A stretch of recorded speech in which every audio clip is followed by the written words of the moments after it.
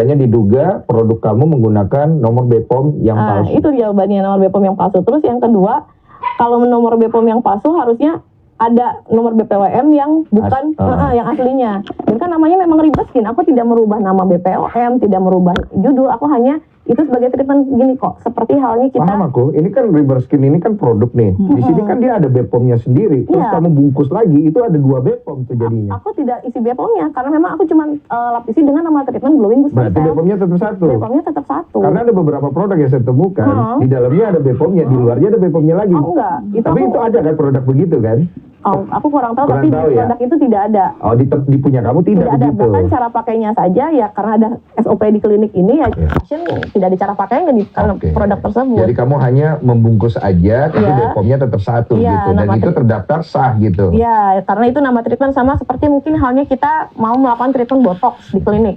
Namanya kan botox tetap. Tapi produk yang digunakan ada produk Lanzok, ada produk apa gitu. Jadi enggak namanya botox. Terus pada saat kita facial, setiap klinik punya nama facial beda-beda. Tapi produk yang digunakan kan bukan produk nama facialnya, tapi produk yang digunakan adalah produk-produk misalkan facial wash-nya menggunakan A, facial wash tonernya menggunakan B, tidak facial judulnya toner A, toner B gitu. Iya, ya kemudian Ribaskin-nya itu adalah kamu bungkus dengan itu dari you punya klinik gitu kan, paham aku. Tapi lumayan gue pengalaman kalau begitu ya.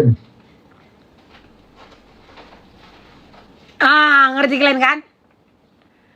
Dibungkus lagi. Ini kalau cerita dibungkus saya. Ngerti kan? Ngerti kan? Ngerti kan? Udah bisa kan ngerti kalian kan? Ya, tapi apapun itu aku mohon maaf sama semua masyarakat ya kalau misalkan atas kejadian ini jadi banyak kesalahpahaman. Yang jelas di sini aku menjelaskan dengan seadanya karena BPOM pun mengatakan tidak terdaftar ya memang tidak, karena itu nama treatment gitu ya. Dan ya apapun itulah, warga masyarakat, apapun yang dijelaskan akan selalu salah ya. Aku mohon maaf atas segala kegaduhan ini dan menjadi pembelajaran aku lah untuk lebih lebih kuat lagi. Ada orang-orang yang calek kakak ini. Oke. Sebentar, kita ke Kak Fitri dulu ya. Kita break dulu ke Kak Fitri. Kak Fitri, punten, aku mau intercept ke kamu dulu. Setahu aku kan Kak Fitri dulu itu kan memang sohib banget sama NM gitu. Terus kenapa bisa-bisa berubah haluan? What's going on? Bukan berubah haluan ya sih ya, lebih ke aku tuh berharap dengan bertambahnya usia NM waktu itu ada kejadian juga keributan dengan suaminya yang terakhir dengan anaknya. Aku memilih untuk tidak ikut campur di urusan keluarga itu. Aku ya mengakhiri pertemanan kita sampai urusan mereka itu selesai sebetulnya. Kembali dengan kejadian sekarang ini ya, aku melihat ya dia nggak pernah berubah untuk selalu ngebully, untuk untuk memframing seolah-olah itu orang yang saat itu tidak dia suka itu seburuk itu. Ini jujur nih ya, di podcast DRL, Fitri ini datang sama Kim Halt. Di podcast Densu, Fitri datang sama Reza. Podcastnya Om Deddy, ini coba tebak dia datang sama siapa? Dari tadi aku mikir ke sana kak. Karena 3 podcast ini kan, yang tren, maksudnya kak? Yang benar-benar untuk, gimana ya maksudnya kak? 3 podcast inilah yang ada nama kan? Kutanya sama kalian, di DRL datang sama Kim Halt, di sini datang sama Reza, nanti sama Om Deddy, sama siapa ini kira-kira kak? Sama siapa ini kira-kira? SS ya? SS ya?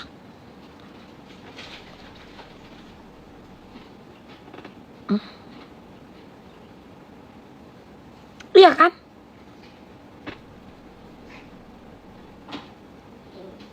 Lagi keliling kakak ini ya, keliling kakak ini. Itu aja yang aku pikirkan. Soalnya kemarin kan aku nonton juga kan kak podcastnya DRL kan. Aku nonton. Sejahat itu gitu loh. Itu kan terjadi juga di diri aku ya. Kalau di diri aku sih mungkin aku nggak terlalu pikirin karena tidak berdampak kepada pekerjaan. Kalau sekarang yang aku lihat dari kejadian skincare ini, khususnya Reza juga kan teman aku lama. Lamaan mana sama Niki? Kayaknya lamaan Reza deh. Oh. Lamaan kenal Reza. Oke. Ya, memang nggak sering ketemu gitu, tapi saya lebih lama kenal Reza. ya dampaknya itu mengerikan sekali ya. Maksudnya penjualan dia juga terganggu sangat. Dampaknya ke karyawan yang kalau cerita terakhir ya suami cerita, aku hari ini PHK lagi kak 200 orang tuh kayaknya hati itu sakit banget itu. Total udah PHK berapa orang dari kejadian ini? 400 ya? 400 orang. Banyak ya. Nah, banyak gitu loh. Kenapa sih ini harus? Kemarin suaminya ada ngomong, kita punya karyawan 600, dikurang 400, sisa 200 ya. Sisa 200 ya. Sisa 200 ya, janji ya, sisa 200. Ingat nggak? Kita ada karyawan yang harus kita pikirkan atau kita perjuangkan, ada yang apalagi tuh bahasanya, pokoknya intinya karyawannya 600. Iya kan? Di PHK 400, sisa 200 ya. Ingat, sisa 200. Sisa 200. Terjadi lagi, kenapa harus begini gitu. Ya dari awal sebetulnya kejadian ini tuh aku nggak fokus kepada masalah skincare ini ya, karena aku konsisten nggak mau ikut campur urusan skincare. Iya, setahu aku itu statement kamu di awal. Tapi lama-lama aku lihat ada mulu Kak Fitrinya. Aku baru paham ini tentang reverse ini duduk di sini. Aku baru ngerti gitu loh. Baru Jadi paham. selama ini kamu hadir ini posisinya, positioningmu ada di mana Gini ya sebenarnya? Pak. Denny Sumargo, kepada Anda Densu. Kepada Anda Densu. Ya, bisa nggak lebih halus sayang? Tadi kan udah kau tanya bahwa mereka ini berteman lama. Denny Sumargo, Densu, kenapa harus kau pertanyakan lagi lebih detailing? Mateki. Kayak jelep gitu. Udah aku off aja ya, kalian nonton sendiri aja pakai HP kalian ya. Ya, kalian tonton sendiri aja ya. Aku nggak mau lagi lihat story orang sambil nonton nge-live gini, lihat podcast sambil nge-live gini ya. Kalian nonton sendiri aja ya pakai HP kalian ya. Lebih seru kalian nonton sendiri kan. Tapi ini jelek banget loh kak. Tadi kan udah ditanya hubungan berteman lama. Sekarang ditanya posisinya. Memang lantam kali kok ya Densu. Jabir loh mulut si Densu ini. Maju kali si Densu ini. Denny Sumargo! Ada saat aku di doxing ya di dunia maya itu, mungkin kalau yang ngikutin sosmed aku ada pertama ada dulu tuh orang yang ngedoxing aku 5 tahun loh aku di doxing. Tapi aku ngerasa ya sudah ini resiko aku bermain sosmed ya. Nah diikuti lagi oleh terdakwa ini kan, yang tiba-tiba nggak ada angin nggak ada hujan, kok aku di doxing gitu ya, aku dikata-katain apa, nggak ada satu orang pun yang mau membela aku. Jangankan bela kok. Kayaknya mau foto, mau deket sama aku aja takut. Akhirnya aku menjaga mereka, udahlah jangan foto sama aku. Udahlah nggak usah, kita kalau pergi nggak usah sosmed-sosmed. Karena berarti ini karena foto. Berarti ini karena kebebasan untuk berfoto itu merasa terenggut gitu. Atau kayak mana ini kak? Terenggut kebebasan untuk berfoto. Hah?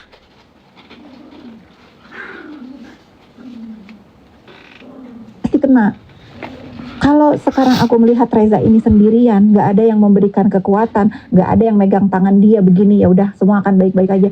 Kasian kok. Segimana powernya si terdakwa itu? Bukankah seorang istri dilindungi oleh suami? Bahkan Dokter Dokter Mufid kemarin di preskon katanya ada isu, makanya memberikan pengawalan seperti itu terhadap istrinya. Kurang.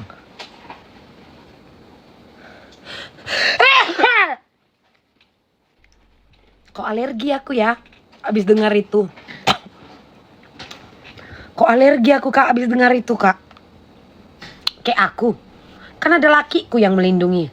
Kok alergi aku ya Allah habis denger itu. Ingat gak kalian yang ditanyakan wartawan? Pengawalan ini kenapa begitu banyak?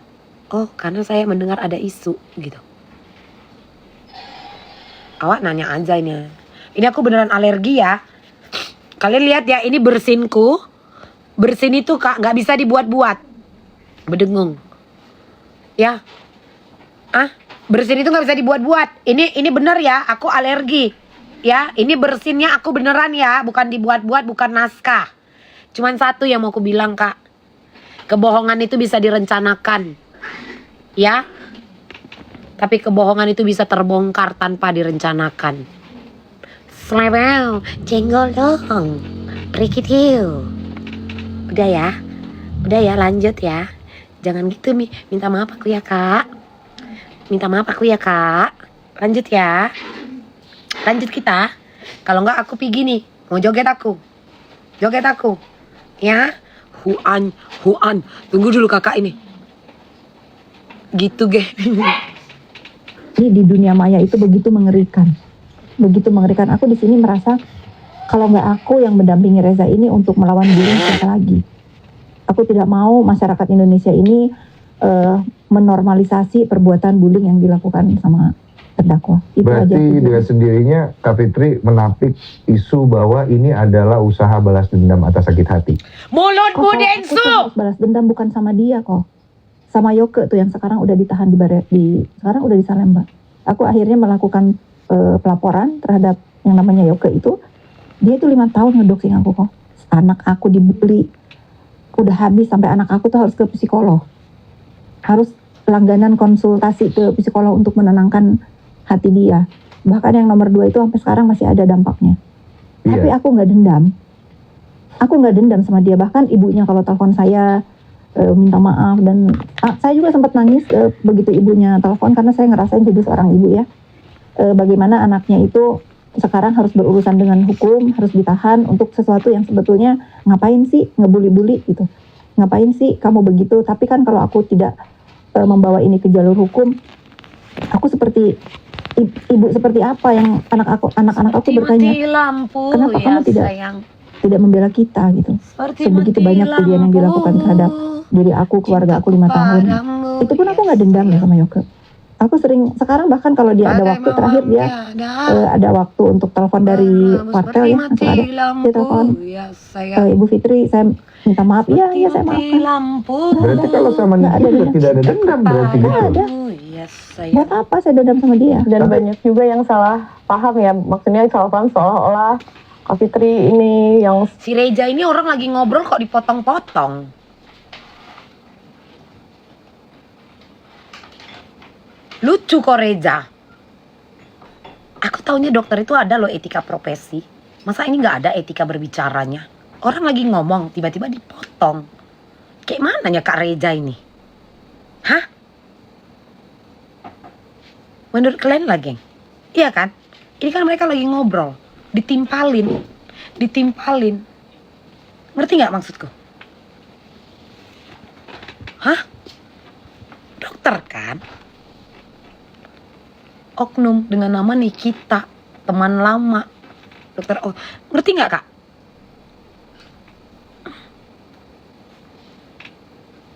support apa segala Aku macam. dia laporan aja nggak tahu kok. Ya cuma kan nggak mungkin dipungkiri kalau orang akan berspekulasi seperti itu kan. Iya, bebas aja orang berspekulasi, tapi aku juga berhak menjawab ya. Iya. Buat apa? Buat apa aku dendam sama dia itu? Buat apa? Karena kan logikanya begini ya, Kak Fitri ya. Kak Fitri kan bisa memilih bahwa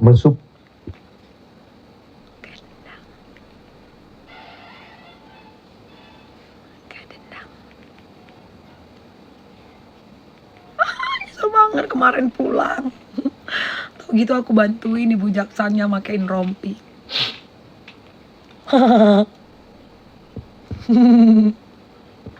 Gak dendam, catat. Tidak ada dendam. Ini adalah rasa peduli antar teman lama. Ya. Jadi mereka ini sudah berteman lama. Ya, pakein borgol. Ya maaf, pakein borgol ya, bukan rompi. Mereka ini udah berteman lama. Jadi ini rasa peduli di luar kasus skincare. Catat. Ya, catat. Ya.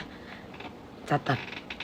Terantuk kepala awak ini Reza pun tidak perlu harus maju ke depan kan. Betul. Bisa dari belakang kan. Betul. Itu kan bisa berstrategi seperti itu. Betul. Cuman kan kalau yang aku lihat kok ini Kak Fitri maju gitu. Ya itu tadi, nggak ada orang pada saat aku dibully, nggak ada orang yang mau ada di samping aku. Statement itu. Iya. Oke. Sekarang gini ya, misalnya aku tuh menguatkan dia itu tidak hanya di muka publik ya. Aku itu sering banget jam 2 malam ditelepon sama dia, sama suaminya, hanya sekedar ingin dikuatkan. Udah sabar. Aku tuh kurang tidur kok pada saat dia bener-bener di doxing ya, dibully. Bagaimana aku tuh selalu, biasa aku telepon itu silent kan. Aku tuh hidupin loh.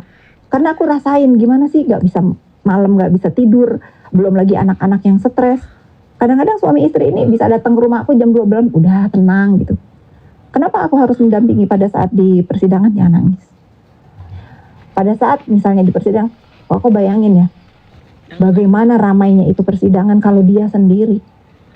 Orang yang gak pernah onar, orang yang gak pernah punya masalah apapun, tiba-tiba berurusan dengan terdakwa ini yang Masya Allah banget. Jangan sampai ya. Tunggu dulu Kak Pit. Tunggu dulu Kak Pit. Pendukung Niki yang datang itu emak-emak, nenek-nenek. Laki-laki pun rata-rata ngondek.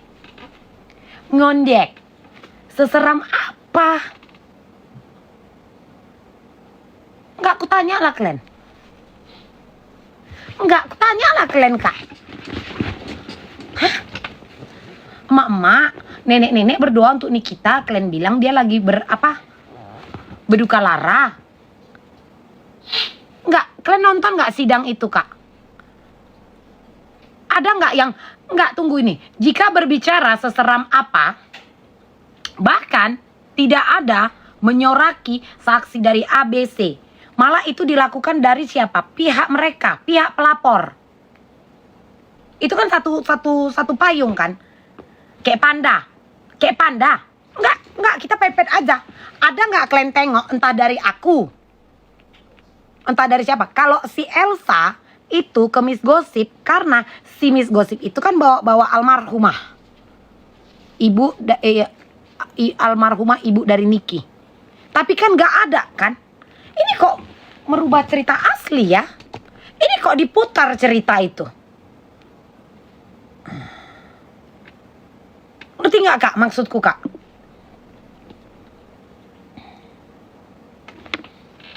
Nggak ada loh geng. Tidak ada dari pendukung Niki yang berbuat arogan, yang bertindak kasar. Oh tidak ada. Menyerang saksi dari pelapor pun tidak ada. Gak kebayang kok. Saya yang kenal Reza, kalau saya harus membiarkan dia sedikit. Mungkin kalau bisa, apa sih hidup yang kepengen aku lakukan untuk kebaikan gitu. Ya mungkin ini penyemangat Reza untuk semua akan baik-baik aja. Aku nggak takut untuk orang berstatement apa. Tujuan aku di sini hanya ingin dia juga seorang ibu. Oh, dia anaknya lebih banyak. Berapa anak kamu? Aku 5. Dia 5 anak. Dia ibu dari 5 orang anak. Ya biarlah. Fair gitu. Pada saat dia terdakwa juga aku temenin juga. Nenekku anaknya 13. Rela ya biar. Kenapa jadi patokannya dari banyak anak? Tapi dua-duanya temen loh. Iya, aku merasa aku gak benci sama terdakwa. Lucu. Ya. Gak benci sama orangnya. Kok patokannya dari banyak anak? Nenekku 13 anaknya. Ya sudah berubah yuk gitu. Sebenarnya pesan yang pengen Kak Fitri berikan kepada NM itu apa sih Mbak? Saya itu kepengennya ya kalau dulu saya masih berteman sama dia mungkin ini nggak akan terjadi. Lapor-melapor ini nggak akan terjadi karena sebetulnya akhir-akhir ini kan dia deket sama Dr. Rocky kan. Saya pernah. Kalau dulu dia berteman sama saya. Tunggu ya part yang ini ya geng. Ntar ya Kak aku ulang. 5 orang anak. Bentar. Jadi kita harus fair gitu. Pada saat dulu terdakwa juga aku temenin juga aku rela kok aku dibully, aku disalah-salahin rela gitu. Sama kayak aku aja pun sama Kak, tapi aku nggak ini loh Kak. Kak sama terdakwa ya. Aku enggak benci sama orang. Kita menyuarakan Niki aja pun kita dibully, tapi B aja Kak. Gini loh Kak Pit, gini loh Kak itu resiko Kak. Apalagi kau membela orang yang terkenal. Niki itu kan memang betul dikenal kan. Kayak awak nih. Awak ini, itu resiko Kak. Itu resiko. Kenapa itu dijadiin alasan, kenapa itu dijadiin patokan gitu loh. Itu nggak make sense kalau kata ini. Nggak bener nggak Kak? Ngerti nggak kalian maksudku ini Kak? Kenapa harus pusingkan gitu loh? Itu resiko loh Kak kakak ini loh. berubah yuk gitu. Sebenarnya pesan yang pengen Kak Fitri berikan kepada NM itu apa sih, Kak? Saya itu kepengennya ya kalau dulu saya masih berteman sama dia mungkin ini nggak akan terjadi. Lapor-melapor ini nggak akan terjadi kan. Kalau dulu saya masih berteman dengan dia, lapor-melapor ini tidak akan terjadi. Namun sekarang, karena sudah tidak berteman,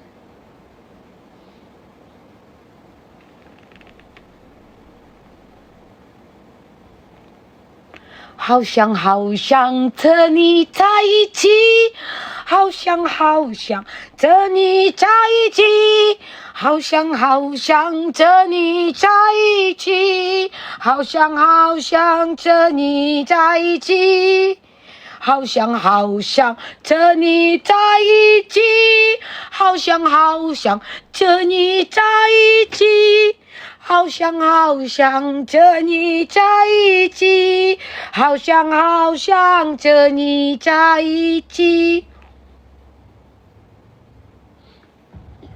Saya itu kepengennya ya kalau dulu saya masih berteman sama dia mungkin ini nggak akan terjadi. Pelapor ini nggak akan terjadi karena sebetulnya akhir-akhir ini kan 前沿的你为航航，前沿的你为航航，前沿的你为航航。 Jadiin piti, janganlah kayak gitu Kak, malas lah aku nengok kalian. Ku matikan aja lah live ini, nonton sendiri aja kita di rumah kita. Malas sekali aku kayak gini. Lanjut apa enggak ini, janganlah kayak gitu kalian. Apa kalian, tapi udah tahu kalian kan yang mana nanti kalian potong-potong ini. Kalau dulu masih berteman dengan saya, ya ngerti kan partnya. Kalau dulu, jadi itu kalau kan, aku poinnya ini dapat Kak, poinnya ini dapat. Kalau dulu masih berteman dengan saya, ini tidak akan terjadi. Ngerti dong, masa nggak ngerti? dia dekat sama dokter Oki kan.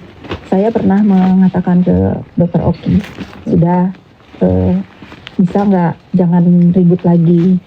Diredam, coba namanya orang lagi marah, bisa nggak dideketin. Pada saat itu saya udah ingetin, tapi saya nggak tahu kenapa nggak dilakukan itu. Pada saat Reza bikin laporan pun saya nggak tahu. Sebetulnya dokter Oki juga sudah bilang, saya nggak tahu ya benar atau tidak. Saya nggak tahu benar atau tidak. Bahkan katanya sih sempat ingin mengembalikan uang yang pernah diminta oleh NM melalui Oki. Ada lagi siapa yang untuk ketemu saya gitu. Tapi katanya nggak jadi karena NM-nya nggak mau. Sebetulnya boleh ya aku bilang ya, pada saat udah terjadi laporan itu saya tanya sama Reza, kamu nggak mau baikan aja, kamu nggak mau tabayun gitu ya, udah jangan saling serang lagi. Hal yang benar bikin aku juga tambah kasihan sama Reza. Kak, aku tuh bukan mempermasalahkan uangnya. Aku tuh sudahlah kalau memang itu udah menjadi rezeki dia ya sudah, tapi stop bully aku. Gitu. Ini Kak, aku sudah ngikutin apa maunya dia masih ngedoxing aku. Apa sih yang baru tuh aku lihat? Aku kan selama ini nggak mau ngeliat kan. Dia ngomong apa, barulah dikirim tuh semua. Pada saat kejadian sudah dikasih tuh apa yang dia mau, yang disumpel itu katanya kata Mail kan. Masih ngata-ngatain gitu ya, masih ngata-ngatain. Nah setelah aku tahu kok dia masih ngata-ngatain, kenapa kok dia bisa begini, nah itulah cerita lagi. Kenapa nih? Oh mau rapiin? Oh iya. Iya rapiin dulu. Bentar ya, Kak. Kamu cakep kok, aman. Tiba-tiba ngaca. Maaf. Iya. Aman. Takut kok ini kena mental nih gara-gara abu-abu mukanya. Tiba-tiba ngaca, tiba-tiba kena mental. Aisyah kan dia dong. Lagi serius loh aku Kak. Lagi serius loh. Maaf, dia touch up.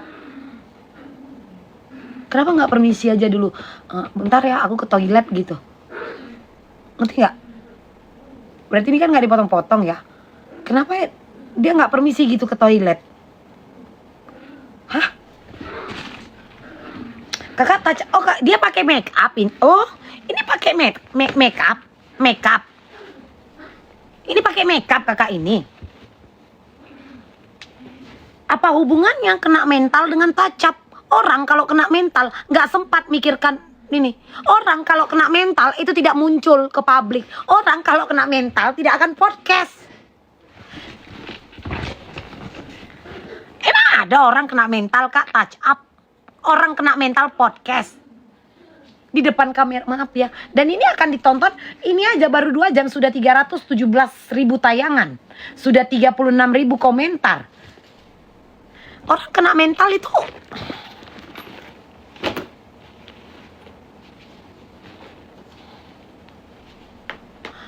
dia pakai make up ibu ini. Oh iya, gini kak, kita kan kalau make up terus ada nangis loh dari sini air mata. Jadi kayak Selat Malaka kan? Selat Malaka kan? Iya, retak-retak itu make up itu. Atau kayak aku baru tahu loh kak orang kena mental podcast. Banyak ya keseruan di podcast ini. Thank you ya Denny Sumargo, I love you brother. Ya, thank you. Kapan main ikan lagi, lomba main ikan cupang lagi nih. Denny Sumargo juga suka kak main-main ikan. Ya, Densu, keren banget loh. Baru ini loh aku lihat ada orang kena mental touch up.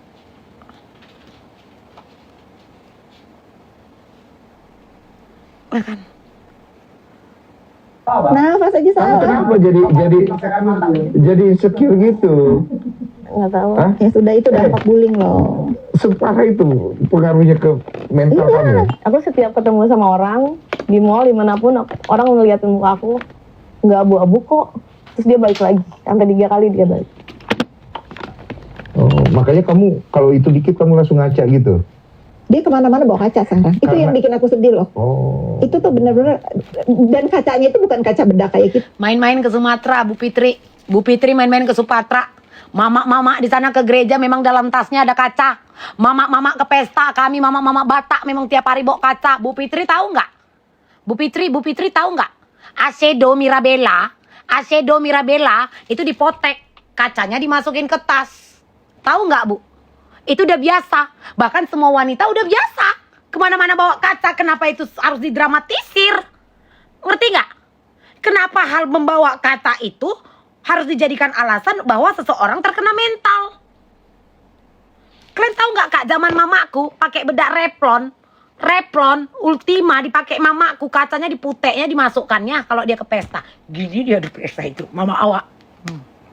Walaupun kaca itu tidak dibersihkan, ada kena bedak, kena listrik. Aku salut sama mama-mama di Medan sana, di tebing sana. Aku salut. Mereka bisa berkaca di dalam kaca yang kotor. Tapi mereka tidak pernah berusaha mencari pembenaran dengan cara yang kotor. Astaga. Slebeu, cenggol dong. Slebeu, cenggol dong. Iya kan? Makanya gue bilang kalian jangan suruh aku live untuk bahas-bahas kayak gini, Mam. Tadi udah bagus tuh kak aku nge-live ngasih makan anak-anakku. Mam, tonton Densu. Mam, Densu. Kayak gini kan. Kehebatan mama-mama zaman now bisa berkaca di kaca yang kotor. Tapi mereka tidak mampu mencari pembenaran dengan cara yang kotor.